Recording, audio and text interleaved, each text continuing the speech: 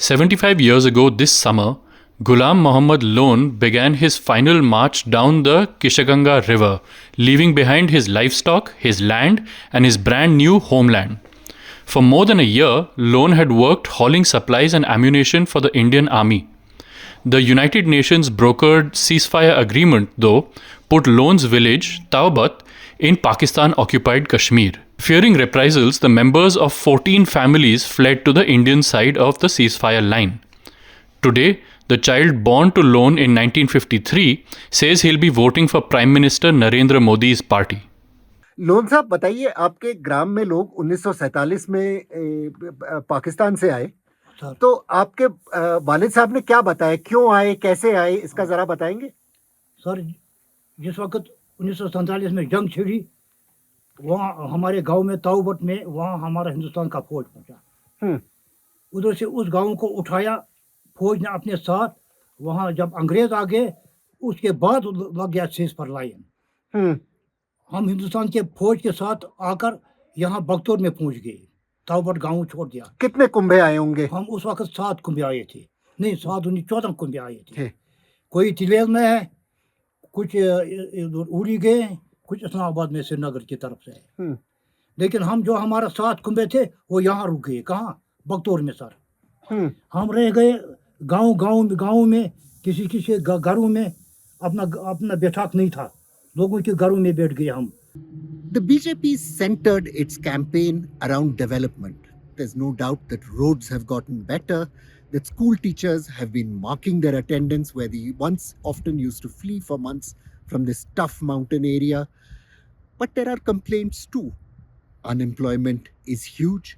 Educated youth don't want jobs, just working as porters or running horses, carrying loads for the army. They have bigger aspirations, and there are complaints to do with the ending of recruitment for this youth of the scheduled tribe district in other districts of Jammu and Kashmir. As Northern Kashmir votes in legislative assembly elections today, the Bharatiya Janata Party is gambling big on Gurez. The party's candidate, Fakir Muhammad Khan, won the 1996 elections fighting as an independent and came in a close second on a Congress party ticket behind 3-time MLA, former Deputy Speaker and Minister Nazir Muhammad Khan in 2002, 2008 and 2014. Earlier this week, Defence Minister Rajnath Singh flew to Gurez to campaign for Fakir, highlighting the government's work on road infrastructure and mobile internet connectivity in a region that is sometimes cut off by snow for several months a year. A new road linking Gurez to Dras and Kargil is almost complete, and Defence Minister promised to build Gurez a tunnel under the Razdan Pass, which would ensure year-round road access. Their workers in tow, BJP workers from across Kashmir have been driving to Gurez's most remote villages, delivering speeches in which they cast the election as a battle between a corrupt wazir or minister against a fakir or religious ascetic. The BJP centered its campaigns around development. अभी उम्मीद है, बड़ी उम्मीद है, क्योंकि हमारे ये क्या है हमारा वज़ीर आज़म का नाम सर, मोदी साहब ने बोला मेरी हुकूमत इंसाफ किया है। जब इसको 10 साल हो गए, हमको भी थोड़ा इंसाफ मिला, हमको भी वो घोटाले निकल गए। थोड़ा अभी उम्मीद है हमारे बच्चे जो हमने डिग्री करके रखे हैं, मजदूरी करके, मशगत करके, माल मवेशी बेचकर बच्चों को पढ़ाया आज तक, लेकिन अभी उम्मीद है हमारे बच्चे लग जाएंगे और हमको ये दुख और ये सख्ती मजबूरी दूर हो जाएगी. Few dispute that since President's rule was imposed in Kashmir 5 years ago, infrastructure has improved enormously. The road from Bandipora across the Razdan Pass, once a rutted track that took an entire day to traverse, is now in excellent condition. For many in Gurez, the failure of local politicians to engender development is the root of their problems. And Khalil Lone's story helps understand why. जब तक 1965 पहुंच गया, 1965 के बाद हमको मरकज में भी थी कांग्रेस गवर्नमेंट, स्टेट में भी थी कांग्रेस गवर्नमेंट. उस वक्त कांग्रेस गवर्नमेंट ने हमको 11-11 मरले दे दिए बसाने के लिए. अभी लोगों के घरों से निकल जाओ, अपना कुछ बनाओ, कोठा छोटा बनाओ, वहाँ बैठो. लेकिन वो 11 मरले अभी नाम मैं पर हक मालकत आपको नहीं दी। नहीं कुछ भी 1965 से 2024 तक अभी नहीं हुआ है। तो आप अपने आपको तो बहुत दिक्कतें होती बहुत होंगी कि दिक्कत लोन बहुत है। दिक्कत, किसान लोन होता है कुछ नहीं, अभी लोन निकालना है तो नहीं देंगे, हमको किस तरह वो लोन देंगे, हमको किसान ये नहीं मिलता है जब हमको जमीन नाम पर नहीं है। चाचा लेकिन ये बताइए, आपने अब बड़े इलेक्शन हो गए हैं, बड़े लीडर आए हैं गए हैं, आपने उनसे बात की होगी इस बारे में? सर हमारा एमएलए इसी गुरेज का था, हम्म, यहाँ इसी वादी का था, जो असेंबली में जा रहा था। हमारा ये असेंबली और ये पार्लियामेंट को हम श्रीनगर का अगर होता है उसको भी हमको वोट देना पड़ता है, जो अपना पार्टी का होगा, जो अपना होगा उसको वोट देकर वो वहाँ जाता है, असेंबली मेंबर असेंबली में जाता है। लेकिन हमारा नाम 1947 से 1965 तक किसी ने नहीं उठाया। ये बताएं, जो आपकी ज़मीन है ये आपके पास मालकात हक नहीं है, आपके नाम नहीं है, क्या आपको लगता है कि ये टूरिज्म वगैरह जो गुरेज में आने लगा है इसके वजह आपको नुकसान होगा, क्योंकि आप होटल या कैंपिंग यहाँ अपने इलाके में नहीं कर सकते?